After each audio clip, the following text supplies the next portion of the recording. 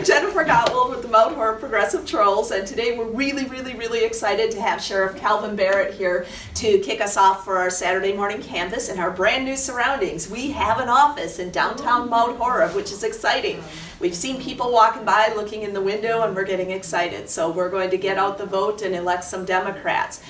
Sheriff Barrett has been our Dane County Sheriff for, he was appointed last year by Governor Tony Evers when the position opened up. And this is his first election cycle. So we're really excited to have him here introducing himself to the community. Stop on down to the office. We've got his signs, we've got his literature, and we'll be telling people about him and all the other great Dems running for office. So Sheriff Barrett, thank you so much. Well, good morning. Everyone, come on in.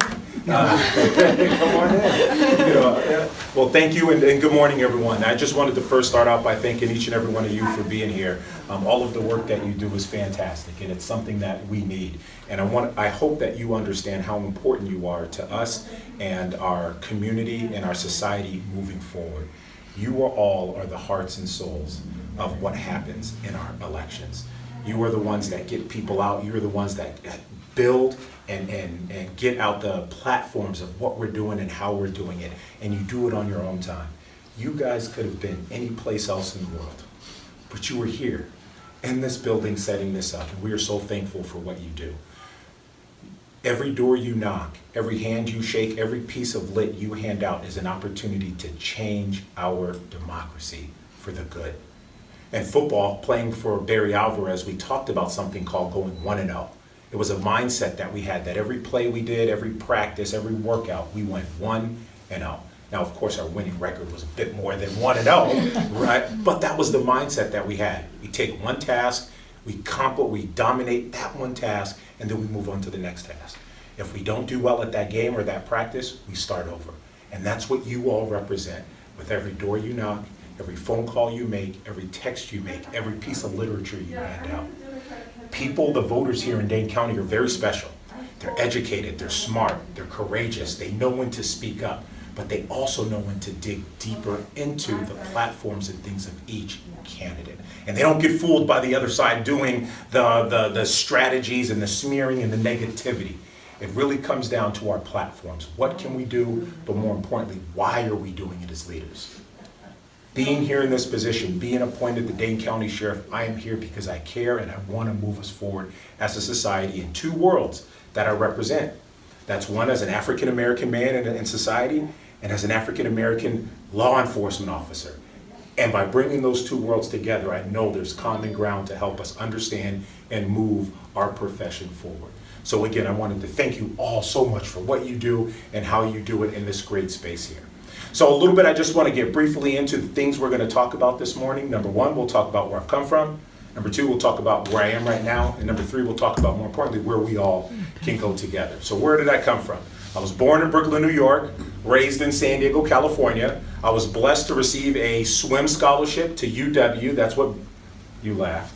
No. Yes, I'm totally kidding. I did not swim. That laugh was definitely warranted. I've been this size since I was about 12, so don't think that I was a swimmer by any means. I came here to play football on a full athletic scholarship and fell in love with the people here, fell in love with you, as well as I met my wife, and we're raising two beautiful daughters, an 11-year-old and a 15-year-old in Sun Prairie. So please pray for me, 11 and 15 girls. Every prayer matters. But that is it. That's where I've come from. I came here, graduated with a degree in sociology. I have a master's degree in criminal justice. I worked at the Dane County Sheriff's Office. I was the first African-American officer ever hired by the Sun Prairie Police Department in 2011. And most recently, before becoming sheriff, I was an instructor in the Madison College Criminal Justice Studies program, where I was a faculty director, an instructor in our classes, in our courses, but also training law enforcement officers moving forward. That is the well-rounded background that I bring to this position to move us forward and get us away of the old school mindset of lock them up and throw away the key. A fact and a reality is that 99% of those who are incarcerated right now in our jails are coming back to the community. They're coming back to be our friends, our neighbors, our coworkers, our volunteers, our brother-in-laws, our sister-in-laws, our son-in-laws, and our daughter-in-laws. And the question we need to ask each other is, how do we want them coming back? Bitter and broken because they've been thrown into a cell and given 3 meals a day? or do we want them rehabilitated and better? And that's what 21st century policing is, looking at the evidence to move us forward and help those who need help, especially in our criminal justice system. So where are we at right now? There's a lot of great things that's happening at the Dane County Sheriff's Office. For the first time ever, we've implemented our medication assistant treatment program, which if you don't know what that is it allows us to continue medication for those who are suffering from opioid use disorder. Previous to April 1st of this year, if you were taking those medications and came into our jail, we would stop those medications, interrupting treatment. We came in and looked at the evidence and found studies that shown the effectiveness of continuing these medications so we don't interrupt that recovery time. And that's what we're doing now, and we're implementing that. We also have the Vivitrol program, which is all free to the residents of our facility. It's a one-time shot or a once-a-month shot that's given to individuals that helps with opioid addiction, but also with alcohol addiction as well. We have counselors, we have nurses, and we provide the medication for them for free. Those are the things that we're doing. We have our community deputies that are in our communities working day in and day out, building relationships with our community. But also in the current budget, we're also creating a mobile crisis team that we have professional mental health providers that are able to respond to calls instead of us. As the sheriff, I can be honest and upfront about our limitations as peace officers. There's a lot of things we do well. But being able to handle and deal with someone that's going through a serious mental health crisis is not what we do. We only are provided 20 hours of crisis management in our law enforcement academy out of 720. That's what every law enforcement officer gets, 20 hours. Now there's extended trainings like the crisis intervention training that provides additional training on top of that, but we are not qualified to handle that. And when we want to provide the best service to the community, it's a mental health professional from Journey that is trained and has the education that can help those individuals, because we are not there and we are not trained to properly do that. We also have embedded crisis workers in each of our precincts, one on the west side, one in the northeast precinct, one in our southeast precinct. And they're the ones that will be responding with our deputies as well to make sure that they can provide the community with the help that they need. They also work on building relationships and providing resources to family members. A lot of times we get focused so much on the individual that's in crisis, but we forget about the family members who are trying to support that person in crisis. We have to provide them with resources, phone numbers, rides, food, different things so that they can better help support their person when the crisis comes. So where are we going to go together? Number one, it starts with your support. It starts with everything that you bring to the table. It starts with every door that you knock. Every post that you like, because I see them all. Thank you for those that follow us. Every comment that you make, every piece of literature that you hand out to the community allows one person to take a step back and look at their decisions when it comes to this election. November is a huge time for not only our country, but for Dane County and the state of Wisconsin. And we can't do it without you. So your support, your help, your courageousness, your questions is what matters and helps us get to the place where we can better serve our community. So keep doing what you're doing. Thank you so much for everything. And I look forward to having a successful November 8th this fall. Thank you. Yeah. And I'll take some questions now if you have them. Yes. I know that there's a significant amount of people in Wisconsin who feel that people who are in crisis who have altercations with the police should be punished. Mm-hmm. So how do you handle people who have that point of view, especially people who are victims? Absolutely. And so when we look at how we refer, so the question is, how do we handle those who are people that are going through mental health crisis? Those view them that they should be locked up, correct? Number one, we have to take away the overall stigma to mental health. Mental illness is not a crime. And it's unfortunate that due to the limitations of our society, we've been treating it like that. If you didn't know, the largest mental health facilities in the United States of America are our jails and prisons. The wait list right now to get mental health help is 6 to 8 months right off the bat. But if you're booked into the Dane County Jail, you get that before you're sent to your general housing. Same thing with medical. That's what we got to look at. We have to change the way we look at those that are incarcerated as well. That's why we stopped referring to those incarcerated as inmates and refer to them as residents, because that creates an additional barrier to how they see themselves and how society sees them. and it helps them move forward. We have to take away that stigma, not only for the community, but for ourselves as well.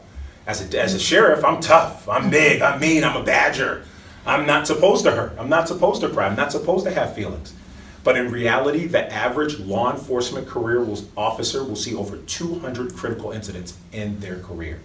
That's deaths of children, that's attacks, the trauma that we bear on a daily basis. But what have we been taught? Be tough, be strong, especially coming from as a black man, to hide those feelings. But in reality, we have to remove that and say, we need help. That's why we have mandatory wellness days at our sheriff's office. That's why we have our peer support groups to support. But also we have to look at those when they pose a significant threat to our society. And that's the balance that we have as a sheriff, right? How do we get those help, but also protect you and protect the community? And that's where we can't use a wide net for everyone. We have to be able to identify the individual needs of each person and identify who poses a significant threat to protect those victims, to protect those survivors, and those who need help. And that's why we need the resources, the team, and the facility to be able to do that. Because right now, if you didn't know, the Dane County Sheriff's Office, our jail, has 0 medical beds. We have 0 mental health beds. If someone is going through a mental health crisis, they go to a solitary confinement cell. That's all we have. We can do better. Society, we're better than that. That doesn't reflect the values of Dane County. And that's why if we get to the question about the jail, we'll jump into that a little bit more. But thank you so much for your question. I definitely think there's the balance of making sure that we keep people safe, but also providing them with the help that they need. I have another question. Absolutely, absolutely, yes. Well, you give a very compelling talk about mental health and treating and rehabilitating, but that really costs money. Absolutely. How are you doing how are you doing money-wise?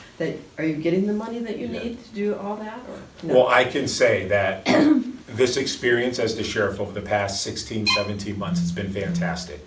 Our Dane County Board of Supervisors has provided us with the resources that we need. Our county executive, Joe Parisi, has been fantastic with the funding and providing us with what we need. We're still working on the jail part, right? Having a safe and humane and rehabilitative facility. We're getting there, guys, we're getting there. But everything that, for the most part, that we've asked for, we've been provided those resources. Can we do better? Absolutely. But overall, I believe the support financially has really been there from the county perspective, as well as from our county board of supervisors. How about town of Madison? How are they doing?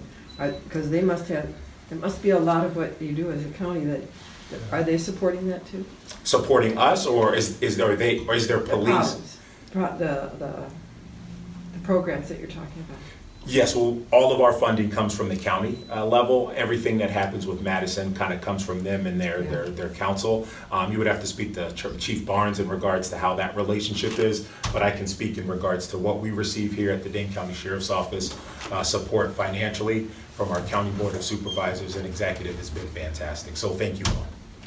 Hey, how are you doing? Good. Hi. Hello, come on in. How are you doing? Nice to meet you again. Nice to meet you. It's good seeing you. It's a lot warmer in here than out there. It sure is. I'm interrupting a meeting, I'm sorry. No. I have a little refrigerator I Oh, want to bring in. yeah. Sounds All like right. coming with some refrigerator. Somebody could get the door for me. Sure. All right. You got the speech and delivery of services. Wow. Right. Keep it going. Community's coming out. Right, Yes, so- that's great. And thank you so much. That is a fantastic question. So thank you for really allowing me to speak on the support that we're receiving. Great. Well, it's good to know. Yeah. Yes. We work really well, and that's what it's about. It's about building relationships. You know, if you've ever been in business, if you've ever been a teacher or an educator, how do we get through to it's about relationships and trust. And even and having those courageous conversations and really be able to say, hey, I don't understand this, please explain it to me, Sheriff. And I think that's what we do really well with our County Board of Supervisors, as well as with our county exec. We have a great relationship, we understand each other, and we really are able to work together to better serve you as the people of Not Dane that County. heavy. No, the only question is the refrigerator full? No, Well, in that case, you got it, right? I'm not that strong. Very strong. Let's give him a round of applause. All right. Look at that. Bringing it in by by yourself, that's, Thank you so much, thanks to Andy so much. Yeah, thank you. Thank you. so.